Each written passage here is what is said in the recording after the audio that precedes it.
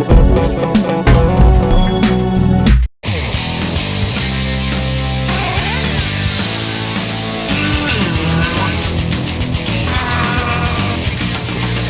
Boys with Cool Toys presents RCTV, your radio control authority.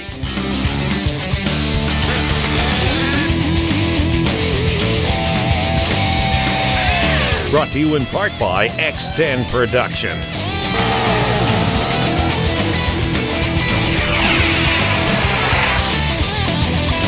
With your host, Nick Rack. Fuel him up and get him on the track. Let's see how he's doing. This thing is massive.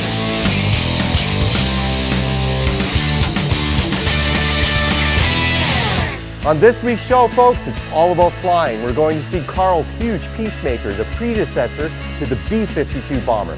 This model has a huge 17-foot wingspan. We'll also see the Fokker D7, and we're going to be going to the Canadian Air and Space Museum up in Downsview, where you're going to be seeing the Avro Arrow. Also, you're going to be seeing a build of a Lancaster bomber from World War II. But first, the main event, Chatham Air Show. Here we go, folks.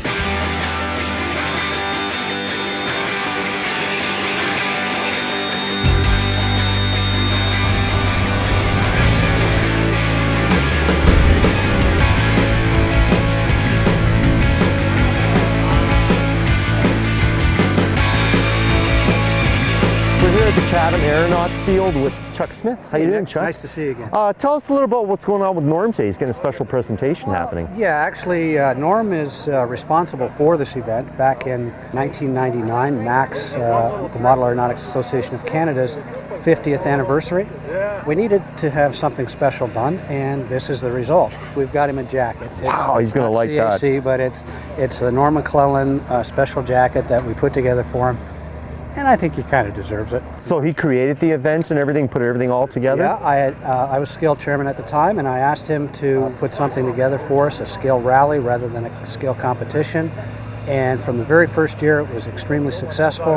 And over the years, it's just grown until about 5 years ago. We actually had to move out here to the Chatham Airport. It's gotten to a point where we had to start abiding by regulations in Transport Canada. So Richard Barlow, the president, got on board, and last year we had Transport Canada here, and we actually set the standards for extreme giant scale. Norm was part of that, and along with Transport Canada and Richard Barlow, our president, and a couple of other guys, were very successful in aligning what you needed to do to fly this huge stuff in Canada. Okay, Chuck, well, thanks a lot. And thanks for coming, guys. Hey, no problem.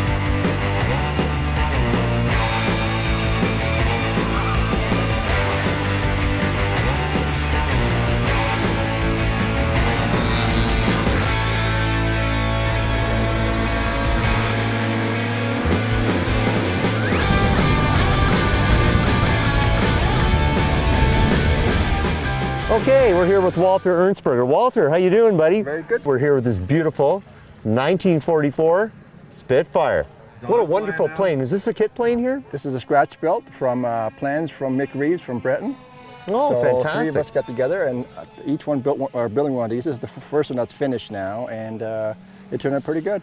Now, the reason I said it was a kit because I can't believe the smoothness of the finish. Hard to believe, but it's all wood actually. The whole thing is all wood. Wow. And you start from pieces of wood and you cut them out from the plans basically, and you put them together.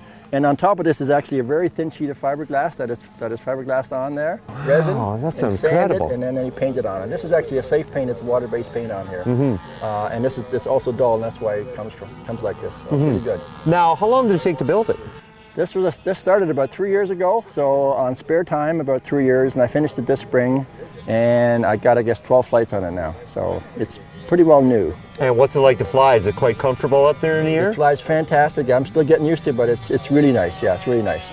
Now, cockpit, do you have it onto a servo where it opens and closes by itself? This is actually unique because the full size of this airplane is from the Russell collection, which is still flying today in Niagara Falls. And this is what it's copied after, because you see the little maple leaf on the side over here. And the Mickey Mouse is actually its trademark. And if you go to their website, which is the Russell Collection or Russell Aviation, you'll see this Spitfire, the full size, and a ME-109, and also Hurricane flying. And then in the air, They're taking pictures and the cockpit is open. So I fly this airplane with the cockpit open.